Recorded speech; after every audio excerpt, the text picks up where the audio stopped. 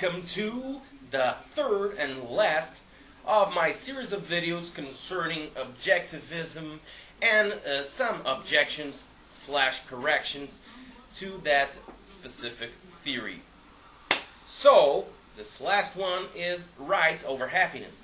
Okay, so in listening to my libertarian friends, I noticed a curious pattern to their arguments. On the one hand, they never lost any opportunity to profess how much better off we would all be in a capitalist utopia.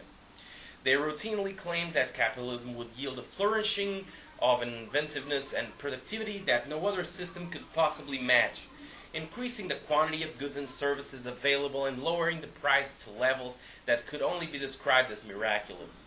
Ultimately, we would each obtain anything we wanted at such a low price that the poorest among us would live as kings, with robots and machines as our loyal and obedient subjects. Not saying this can not be the case, of course.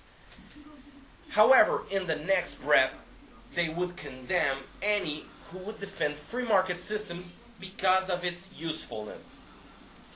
They were worried that any defense grounded on usefulness would imply that some other system should be used instead if it could be shown to be more useful than capitalism. So they would assert that capitalism is ultimately,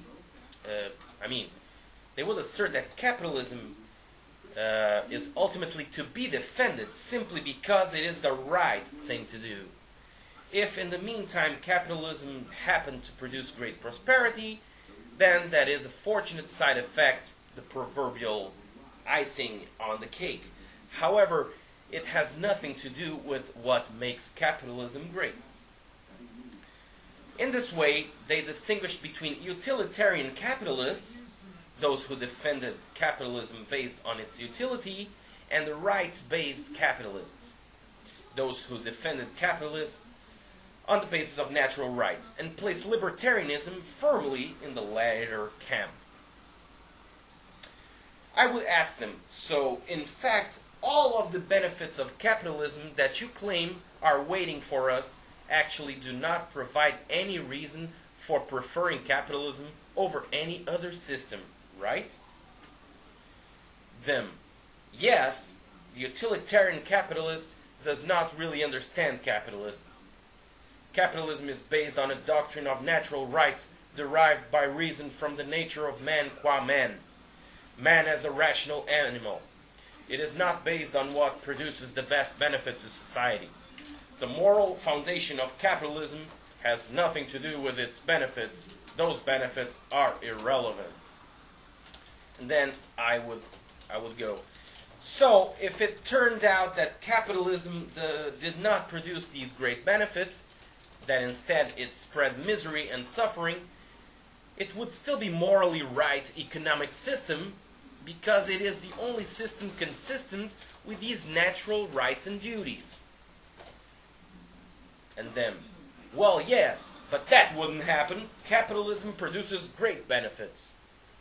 And then I would go, but if it did not, if it led to people living in sickness and squalor, we should still be capitalists.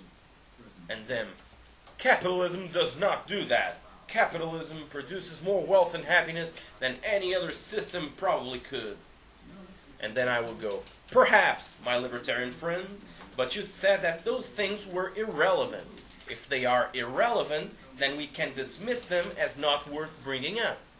Tell me, if capitalism produced misery and squalor, would it still be worth defending? Among all of my libertarian friends, I would not find one who thought that capitalism would fail to produce these tremendous benefits, and yet should be defended anyway on the grounds that it was right. This could be explained away if it was the case that no reasonable person could doubt the benefits of capitalism. However, society is filled with people who doubt its benefits. In fact, those who think that capitalism is a perfect system are very rare. Yet I could not find one who both doubted the benefits of capitalism and endorsed capitalism as the right thing to do. This observation that everyone who defended capitalism as the right thing to do spoke well of its benefits, and all who rejected it doubted those benefits, suggested that natural rights was not the real reason people rejected or accepted capitalism.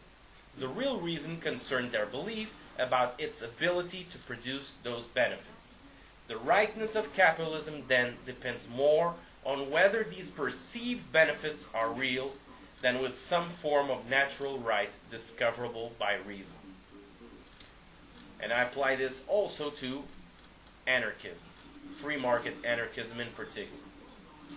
So this was the third and last objection / correction to objectivism / vulgar libertarianism. I hope you enjoyed it. As always, if you did, subscribe, comment, rate, and fave. See you in the next installment. Ciao!